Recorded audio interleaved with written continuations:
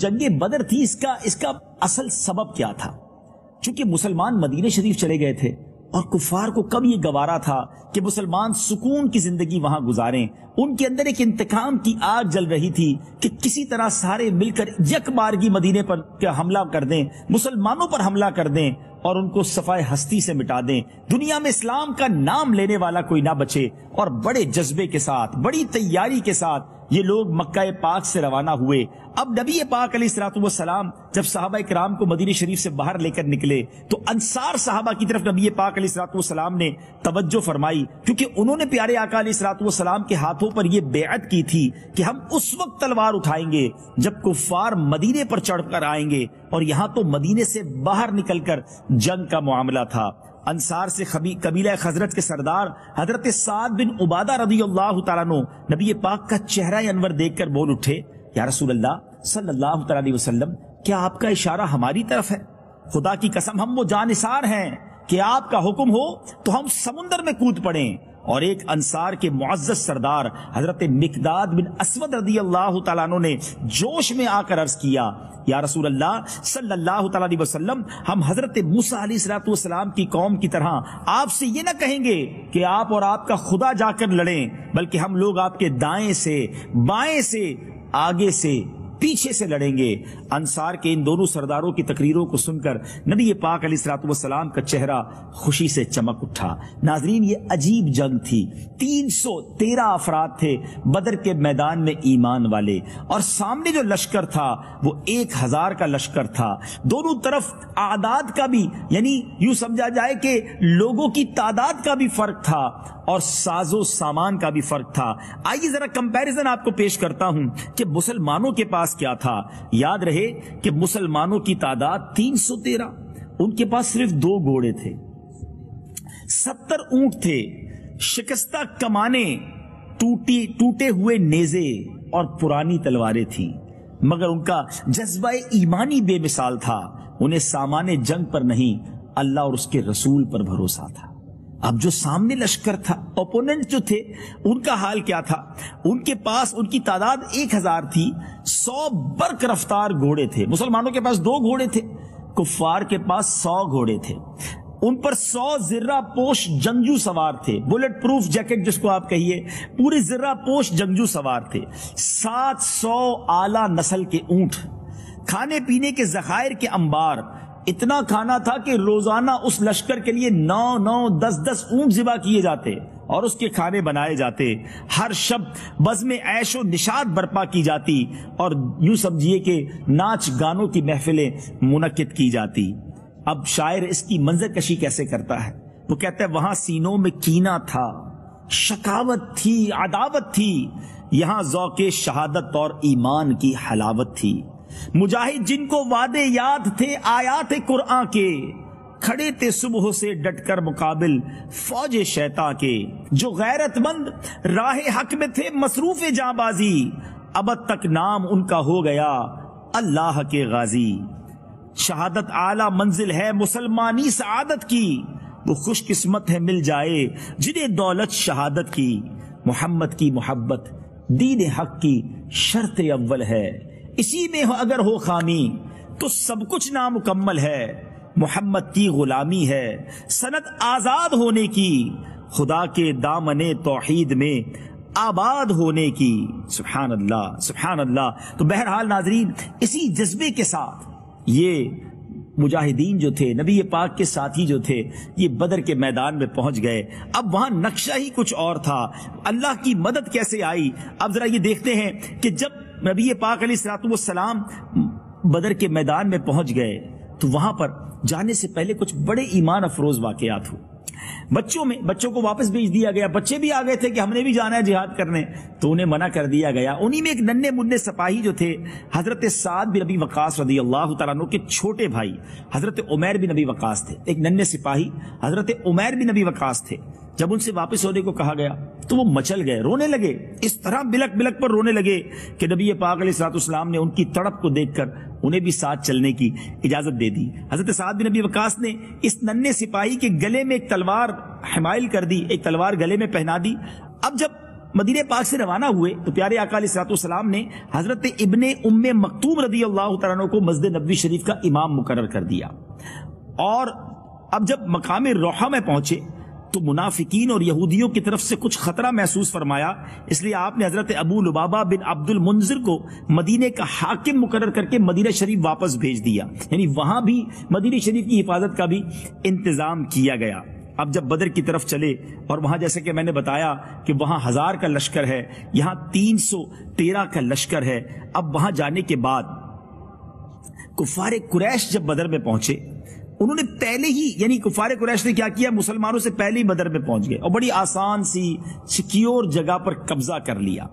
نبی پاک علیہ الصلوۃ والسلام شام کے وقت بدر پہنچے تو حضرت علی، حضرت زبیر، حضرت سعد بن ابی وقاص رضی اللہ تعالیٰ کو پہلے میدان کی طرف بھیجا تو دیکھے کہ کفار قریش کے بارے میں خبر لائیں، تو ان حضرات نے قریش کے 2 غلاموں کو پکڑ لیا جو لشکر کفار کے یہ پانی بھرنے پر مقرر تھے۔ نبی پاک علیہ الصلوۃ والسلام نے پوچھا کہ بتاؤ وہاں کون کون سردار آیا ہے، قریش کے بڑے لوگوں میں سے کون کون آئے ہیں؟ تو اس نے بتایا کہ عتبہ بن ربیعہ، شیبہ بن ربیعہ، ابو البختری، حکیم بن حزام، نوفل بن خویلد، حارث بن عامر، نضر بن الحارث، زمعہ بن الاسود، ابو جہل بن حشام، امیہ بن خلف، سہیل بن عمر بن عبد، عباس بن عبد المطلب وغیرہ سب اس لشکر میں موجود ہیں۔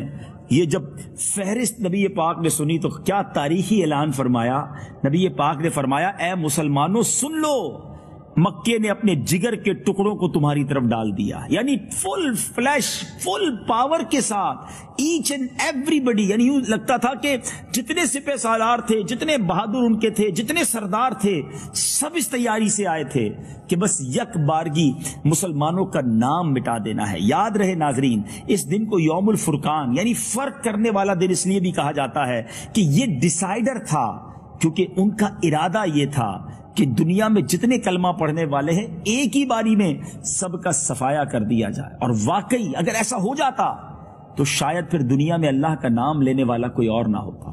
آگے آپ سنیں گے کہ نبی پاک نے جب بدر کی رات وہ تاریخی دعا فرمائی، اس میں الفاظ بھی کچھ اسی طرح کے تھے، مگر پھر رب نے کس خوبصورت انداز میں اپنے حبیب علیہ الصلوۃ والسلام کی مدد کی، وہ بھی آپ آگے سنیں گے۔ اب مسلمانوں کی باری آئی، وہ میدان بدر میں پہنچے تو جو جگہ انہیں ملی وہ ریتیلی تھی، اتنی ریتیلی تھی کہ گھوڑوں کے پاؤں دھستے تھے، پانی بھی نہیں تھا قریب، کوئی چشمہ بھی نہیں، کوئی کنواں بھی نہیں۔ تو اب نبی پاک علیہ الصلوۃ والسلام سے ایک صحابی نے پوچھا کہ حضور جہاں آپ ٹھہرے ہیں یہ وحی آپ کو ہوئی ہے یا ٹھہرنے کی یا کوئی فوجی تدبیر ہے؟ نبی پاک علیہ الصلوۃ والسلام نے فرمایا کہ اس بارے میں مجھے کوئی وحی نہیں اتری ہے۔ پیارے آقا علیہ الصلوۃ والسلام سے انہوں نے عرض کیا کہ حضور پھر ایسا کرتے ہیں کہ پانی کے چشموں کی طرف چلتے ہیں۔ پیارے آقا علیہ الصلوۃ والسلام نے ان کی رائے پر عمل کیا، تھوڑا آگے گئے، لیکن اب کیا ہوا کہ خدا کی شان کے جس میدان میں پیارے آقا علیہ الصلوۃ والسلام موجود تھے وہاں پر بارش ہو گئی، یعنی یہ مدد کی گئی، وہ ریت جو تھی وہ جم گئی، وہ جگہ یوں سمجھیے کہ ایسی سٹیبل ہو گئی کہ جہاں کھڑا ہونا اور لشکر کو لینا آسان ہو گیا۔ مسلمانوں نے اس بارش کے پانی کو روک کر حوض بنا لیے، پانی جمع کر لیا، یہ پانی وضو اور غسل کے کام آیا، سبحان اللہ۔ اور اسی بارش کی وجہ سے جو ان کی پکی زمین تھی اب وہ چکنی ہو گئی، وہاں غیر مسلموں کو تکلیف پہنچی، ان کو اسٹیبل ہونا مشکل ہو گیا، سبحان اللہ۔ قرآن میں اس بارش کا بھی ذکر ہے، اللہ نے اس مارکے سے پہلے بارش کے ذریعے کیسے مدد فرمائی۔ آئیے قرآن پاک کی سورہ انفال کی اس آیت کی تلاوت سنیے اور ترجمہ سنیے۔ وَيُنَزِّلُ عَلَيْكُم مِّنَ السَّمَاءِ مَاءً لِّيُطَهِّرَكُم بِهِ وَيُذْهِبَ عَنكُمْ رِجْزَ الشَّيْطَانِ وَلِيَرْبِطَ عَلَى قُلُوبِكُمْ وَيُثَبِّتَ بِهِ الْأَقْدَامَ۔ اور آسمان سے تم پر پانی اتارا کہ تمہیں اس سے ستھرا کر دے اور شیطان کی ناپاکی تم سے دور فرما دے اور تمہارے دلوں کی ڈھارس بندھائے اور اس سے تمہارے قدم جما دے۔ ناظرین، اب 17 رمضان مبارک کی وہ رات آ گئی، سن 2 ہجری ہے، ابھی مدینے پہنچے دوسرا ہی سال تھا، مگر ان کفار قریش کو کہاں چین آنا تھا۔ انہوں نے سکون کی زندگی گزارنے والے مسلمانوں کو گویا یک بارگی ختم کرنے کے لیے پلان کیا تھا۔ سارے لشکر کے لوگ آرام کی نیند سو رہے تھے، دوسری طرف ہو سکتا ہے عیش و طرب کی محفلیں ہوں، مگر میرے آقا علیہ الصلوۃ والسلام کا عجب حال تھا۔ نبی پاک اس رات اللہ کی بارگاہ میں ساری رات دعا میں مصروف رہے، التجاؤں میں مصروف رہے۔ صبح نمودار ہوئی تو نبی پاک علیہ الصلوۃ والسلام نے لوگوں کو نماز کے لیے بیدار فرمایا، پھر نماز کے بعد قرآن کی آیتیں سنا کر سب کے جذبے اور ولولے کو ایسا بڑھایا کہ ایک ایک نبی پاک کا ساتھی اپنا قطرہ قطرہ دین اسلام کے لیے بہانے کے لیے تیار ہو گیا۔ رات میں نبی پاک علیہ الصلوۃ والسلام نے کمال کی خبر دی، غیب کی خبر دی، اپنے جانثاروں کے ساتھ جنگ کی اس جگہ کا معائنہ فرمایا۔ پیارے آقا علیہ الصلوۃ والسلام کے ہاتھ میں ایک چھڑی تھی۔ ناظرین، یہ ابو داؤد شریف کی حدیث ہے، سیاہ ستہ کی کتابوں میں یہ حدیث موجود ہے۔ وہ چھڑی تھی اور نبی پاک علیہ الصلوۃ والسلام نشان لگاتے جاتے کہ فلاں جگہ پر کل فلاں اس جگہ پر فلاں کافر کی لاش پڑی ملے گی، اس جگہ پر فلاں کافر کی لاش پڑی ہوگی۔ سبحان اللہ، جب یہ غزوہ ختم ہوتا ہے تو ہمارے صحابہ کرام نے دیکھا جس جگہ نبی پاک نے نشان لگایا تھا کہ فلاں کافر یہاں مارا جائے گا، ایسا ہی ہوا اور دوسرے دن اسی مقام پر ان کی لاشیں ملی۔ ناظرین، اب یہ جب لڑائی کا وقت شروع ہونے والا تھا، اس رات جو نبی پاک علیہ الصلوۃ والسلام نے دعا کی، اللہ اکبر، روتے روتے پیارے آقا اللہ کی بارگاہ میں دعا میں مصروف تھے، اور اس دعا میں حضرت ابوبکر صدیق رضی اللہ تعالی عنہ نے جس طرح نبی پاک سے محبت کا اظہار فرمایا کہ ماجرا کچھ یوں ہے، نبی پاک ہاتھ پھیلائے یہ دعا مانگ رہے تھے کہ یا اللہ، جو تو نے مجھ سے وعدہ فرمایا ہے آج اسے پورا فرما دے۔ آپ پر رکت طاری تھی، گریا طاری تھا، اس رکت کے عالم میں چادر مبارک جو ہے وہ آپ کے کاندھوں سے نیچے گر گئی۔ کبھی آپ سجدے میں سر رکھ کر اس طرح دعا مانگتے، یا الہی، اگر یہ چند نفوس ہلاک ہو گئے تو پھر قیامت تک روئے زمین پر تیری عبادت کرنے والے نہ رہیں گے۔ سبحان اللہ، اللہ کے حبیب رو رو کر دعا کریں، پھر دعا کیسے قبول نہ ہو۔ ناظرین، پھر کیا ہوا؟ حضرت ابوبکر صدیق یار غار رضی اللہ تعالیٰ عنہ آگے بڑھے، اس چادر کو اٹھایا، نبی پاک کے کاندھوں پر رکھا اور کہا حضور آپ تسلی رکھیے، آپ بس کیجئے، خدا اپنا وعدہ ضرور پورا فرمائے گا، خدا عز و جل اپنا وعدہ ضرور پورا فرمائے گا۔ اپنے یار غار جان نثار کی بات مان کر نبی پاک علیہ الصلوۃ والسلام نے دعا ختم کر دی، اور آپ کی زبان پر یہ دعا، یہ آیت کا ورد جاری ہو گیا۔ اور وہ آیت کیا تھی؟ ان قریب کفار کی فوج کو شکست دی جائے گی اور وہ پیٹھ پھیر کر بھاگ جائیں گے۔ آپ اس آیت کو بار بار پڑھتے اور فتح مبین کی طرف اشارہ فرماتے جاتے۔ بڑے عجیب عجیب ناظرین واقعات ہوئے۔ ابو جہل جو اس امت کا فرعون نبی پاک نے جس کو کہا، جس کے غرور و تکبر کی، جس کو آپ کہیے کہ انداز ہی کچھ اور تھا، ابو جہل مارا گیا تو کیسے مارا گیا؟ ذرا سنیے گا اور ایمان تازہ کیجئے گا۔ ہوا ایسا، حضرت عبد الرحمن بن عوف رضی اللہ تعالیٰ عنہ کا بیان ہے کہ میں صف میں کھڑا تھا، میرے دائیں بائیں دو نو عمر لڑکے کھڑے تھے۔ ایک نے چپکے سے پوچھا کہ چچا جان، کیا آپ ابو جہل کو پہچانتے ہیں؟ تو میں نے اس سے کہا کیوں بھتیجے، تم کو ابو جہل سے کیا کام ہے، جنگ کا موقع ہے۔ تو انہوں نے کہا چچا جان، میں نے اللہ تعالیٰ سے وعدہ کیا ہے، عہد کیا ہے کہ میں جہاں ابو جہل کو دیکھ لوں گا یا تو اسے قتل کر دوں گا یا خود لڑتا ہوا مارا جاؤں گا، کیونکہ وہ اللہ عز و جل کے رسول کا بہت بڑا دشمن ہے، انہیں برا بھلا کہتا ہے۔ حضرت عبد الرحمن کہتے ہیں کہ میں حیرت سے ان دونوں نوجوانوں کو دیکھ رہا تھا کہ ابو جہل اس کفار کے لشکر کا بڑا سردار ہے، بڑا بہادر مانا جاتا ہے، ون آف دا لیڈر ہے، اور یہ بچے اسے قتل کرنے کی اور اسے مارنے کی باتیں کر رہے ہیں۔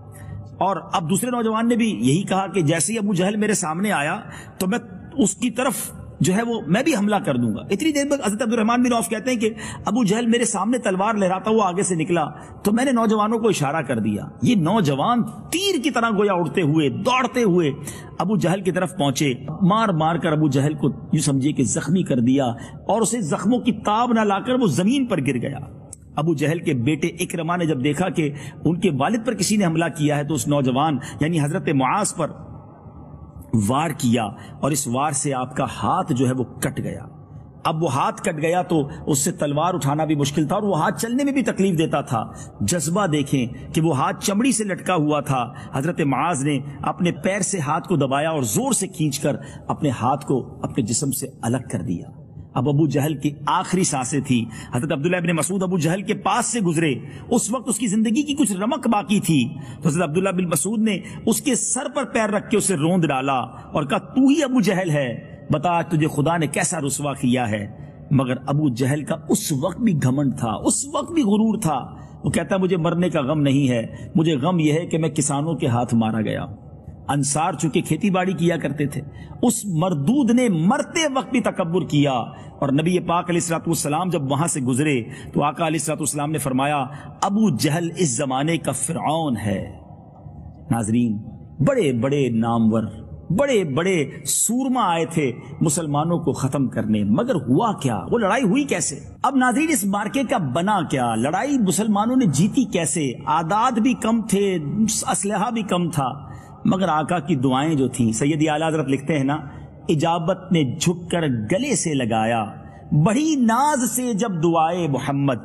نبی پاک علیہ الصلوۃ والسلام کی دعا کا صدقہ یہ ہوا کہ اللہ تبارک و تعالی نے آسمان سے فرشتوں کی مدد بھیجی۔ پہلے 3000 فرشتے اور پھر 5000 فرشتے نازل ہوئے۔ اب فرشتے نظر تو کہیں نہیں آتے تھے، مگر مسلمان جب تلوار اٹھاتے، اس سے پہلے کہ کسی کافر کی گردن تک پہنچتی، وہ سر پہلے سے کٹ جاتا، اور صحابہ کرام آ کر نبی پاک سے عرض کرتے کہ حضور ہمارے وار کرنے سے پہلے ہی سامنے والا دنیا سے چلا جاتا ہے۔ تو نبی پاک علیہ الصلوۃ والسلام نے فرمایا کہ یہ تیسرے آسمان سے تمہاری مدد آئی ہے، یہ فرشتوں کا کارنامہ ہے۔ عتبہ، شیبہ، ابو جہل وغیرہ کفار کے جو سردار تھے، جب ان کی ہلاکت ہونے لگی، وہ دنیا سے جانے لگے، تو کفار مکہ کی کمر ٹوٹ گئی۔ اب وہ بے سر و سامانی میں، جس کو آپ کہتے ہیں نا، حواس باختہ ہو کر دوڑنا شروع ہوئے۔ 70 مارے گئے، 70 گرفتار ہوئے۔ مسلمانوں کی طرف سے بھی تقریباً 14 شہادتیں ہوئیں۔ شہدائے بدر کون کون سے ہیں؟ آئیے مبارک ہستیوں کے نام بھی سنیں۔ حضرت عبیدہ بن الحارث، حضرت عمیر بن ابی وقاص، حضرت ذو الشمالین، حضرت عاقل بن ابی بکیر، حضرت محجع، حضرت صفوان، حضرت سعد بن خیثمہ، حضرت مبشر بن عبد المنذر، حضرت حارثہ بن سراقہ، حضرت معوذ بن عفرا، حضرت عمیر بن حمام، حضرت رافع بن معلا، حضرت عوف بن عفرا، حضرت یزید بن حارث رضی اللہ تعالی عنہم اجمعین۔ ان شہدائے بدر میں سے 13 تو میدان بدر ہی میں شہید ہو گئے، مگر حضرت عبیدہ بن حارث رضی اللہ تعالیٰ عنہ چونکہ بدر سے واپسی پر منزل صفرا میں انہوں نے وفات پائی، اس لیے ان کی قبر مبارک منزل صفرا میں ہے۔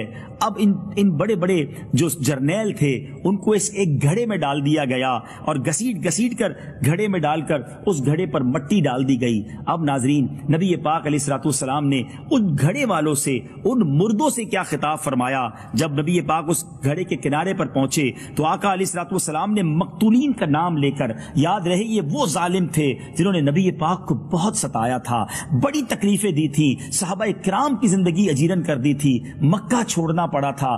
آپ سوچئے کس تکلیف میں مکہ چھوڑا ہوگا نبی پاک اور صحابہ کرام علیہ رضوان نے۔ میرے آقا نے ان گھڑے والوں کے نام لے کر فرمایا، اور فرمایا اے عتبہ بن ربیعہ، اے شیبہ بن ربیعہ، اے فلاں، اے فلاں، کیا تم لوگوں نے اپنے رب کے وعدے کو سچا پایا؟ بے شک ہم نے تو اپنے رب کے وعدے کو بالکل ٹھیک سچ پایا۔ حضرت عمر فاروق رضی اللہ تعالیٰ عنہ نے جب دیکھا کہ نبی پاک علیہ الصلوۃ والسلام کفار کی لاشوں سے خطاب کر رہے ہیں تو تعجب کیا اور عرض کی حضور یا رسول اللہ، آپ ان بے روح جسموں سے کلام کر رہے ہیں؟ تو نبی پاک علیہ الصلوۃ والسلام نے ارشاد فرمایا اے عمر، قسم خدا کی جس کے قبضہ قدرت میں میری جان ہے، تم زندہ لوگ میری بات کو ان سے زیادہ نہیں سن سکتے، لیکن اتنی بات یہ ہے کہ مردے جواب نہیں دے سکتے۔ یہ میں نے آپ کو بخاری شریف کی حدیث سنائی ہے، شاید اس حدیث سے بہت سارے کنفیوژن ختم ہو جائیں گے۔ ناظرین، بخاری شریف کی اس حدیث سے کیا شاندار مسئلہ ثابت ہوا، شاید بہت ساری کنفیوژن ختم ہو جائیں گی۔ جب کفار کے مردے سنتے ہیں تو پھر مومنین، خصوصاً اولیاء، شہداء، انبیاء وفات کے بعد یقیناً ہمارے سلام سنتے ہیں، ہماری فریادیں سنتے ہیں۔ نبی پاک علیہ الصلوۃ والسلام نے جب کفار کی مردہ لاشوں کو پکارا تو پھر خدا کے برگزیدہ بندوں یعنی ولیوں، شہیدوں اور نبیوں کو ان کی وفات کے بعد پکارنا بھلا کہاں ناجائز ہوگا؟ بلکہ اب تو بڑا آسان ہے سمجھنا۔ نبی پاک کی ایک بڑی پیاری دعا ہے جو قبرستان میں پڑھنے والی ہے۔ آقا علیہ الصلوۃ والسلام جب مسلمانوں کی قبروں کے پاس تشریف لے جاتے تو فرماتے السلام علیکم یا اہل القبور یغفر اللہ لنا ولکم وانتم سلفنا ونحن بالاثر، اے قبر والو تم پر سلام ہو، خدا ہماری اور تمہاری مغفرت فرمائے، تم لوگ ہم سے پہلے چلے گئے، ہم تمہارے بعد آنے والے۔ اور یہ دعا ہمارے لیے بھی سنت ہے، جب ہم قبرستان جائیں تو کتنا آسان ہے سمجھنا کہ جب عام مسلمانوں کے قبرستان میں جا کر ہم انہیں السلام علیکم یا اہل القبور کہہ سکتے ہیں، تو پھر یا رسول اللہ کہنا یا غوث اعظم کہنا یا داتا کہنا یہ تو شریعت کے عین مطابق ہے. امید ہے کہ یہ کنفیوژن بھی دور ہو گئی ہوگی. صلو علی الحبیب صلی اللہ تعالی علی محمد. مجھے اپنی اور ساری دنیا کے لوگوں کی اصلاح کی کوشش کرنی ہے.